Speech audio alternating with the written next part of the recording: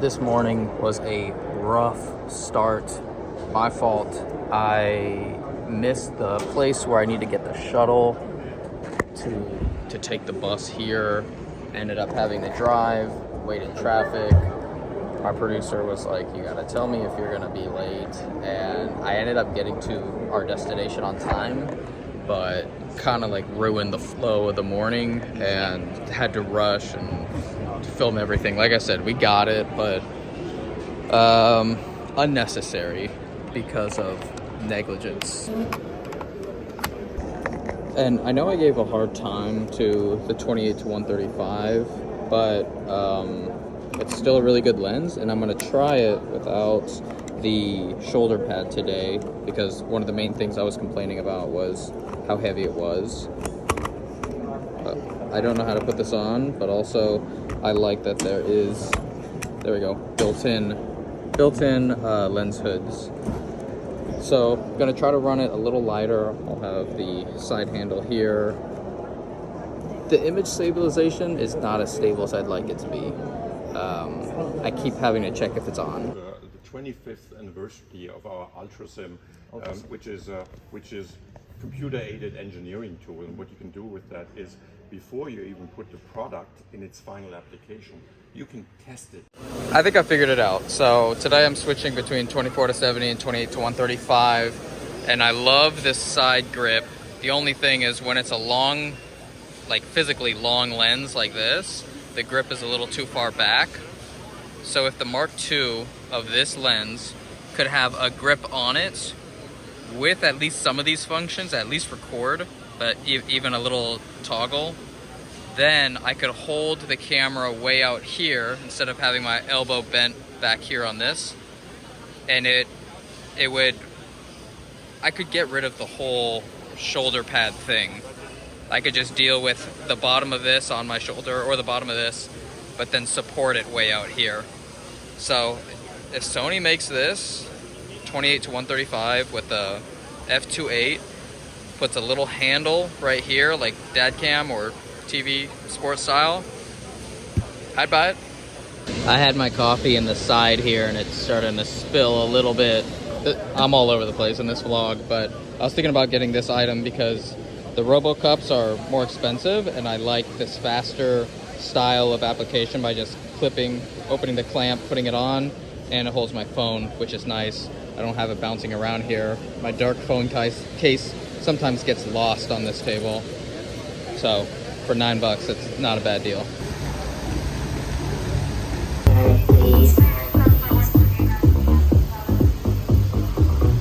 If we take it from here to be here, that would be better.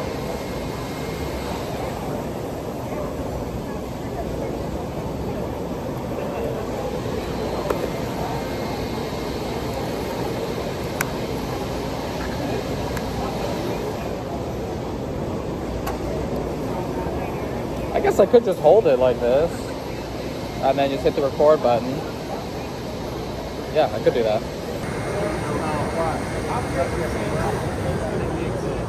The exhibit 4 is packed once again. My brain wants to come in my mouth getting. Please tell me if anybody else has done this. So this audio door is either up and then it's a little hard to reach when I have the monitor here, but when it's down, it's kind of like sometimes stays halfway, it's in the way. Has anybody just taken this off? Because I don't see any like point where I can just pop it, but I don't need it. This never gets touched or adjusted accidentally, and I could just do away with this. I'm jealous of how little gear you have to carry. I mean, it's...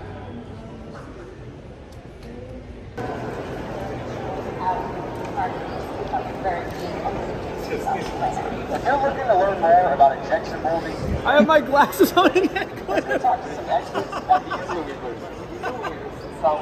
Cool guy. I was ready to go. Not just regular 3D printing. They're talking about composite 3D printing. They're talking about metal 3D printing.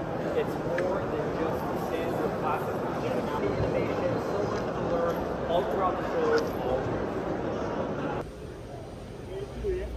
I got a ton of DMs asking what cart this is. It's the Adicam Mini Standard. It's their smallest, lightest, and cheapest one that they offer, and it's linked in the description. I completely recommend it. Tell me this sound wouldn't make a sick beat.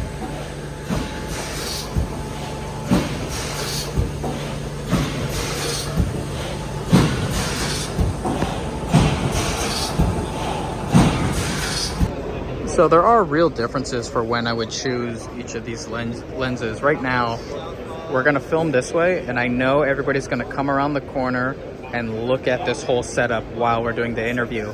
So that's when I'm gonna opt for the 2.8 so I can blur them out. Whereas here at f4, I can really see all of their facial reactions, and it gets really annoying having people just look at the camera and then kind of walk off, and then the next guy looks at the camera. So that's gonna be the attempt here. Blur them out. And yeah, there are real differences, real reasons why I would choose between the two. I would definitely just take a 24 to 105 f2.8 though. No barrel extension when zooming. Image stabilization built in. Servo with a little side handle. Autofocus. None of this returning to the manual focus position when you switch. Another way I get distractions out of the background is just by changing the ratio. So turning up the light, just a higher intensity, and then use that as my exposure, and then darkening the background.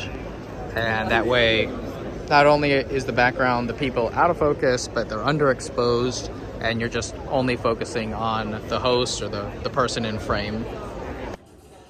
Tristan is in the studio this week, and this is a live look of this producer saying, do you do this type of content too? I have some associates who would love for you to fulfill this need because I've seen you work here. And that's all that networking and marketing is just letting people watch you do your job well. And this is what we saw earlier in the vlog. So during the day, the editor is editing all of our stuff. We're doing drop-offs, footage unloading every hour or so, and he's piecing this together, and it looks cool. This was just with that 60X, and I'm really glad I got that over the 60D. I rented it, or borrowed it, because of the temperature control change. And it's about 6 p.m. now. I'm getting a little hungry. We're grabbing a couple shots at this reception, and I just shot from this way, looking this way. So now I'm gonna transfer over here to get a different background, and also flip the host and interviewee, just so some of them are looking this way in the frame, some of them are looking this way. Just keep a lot of variety. That's what I try to give editors, is more puzzle pieces to work with. If you position your subject correctly, this is the perfect rim light. And then that is a job well done. Drop off footage and walk away. Also, if you want to get into AOD, they are closing up soon. You can use my link, get 10% off. I highly recommend it. I've got a lot of work from it. I've built up my network. Use the link in the description and my code.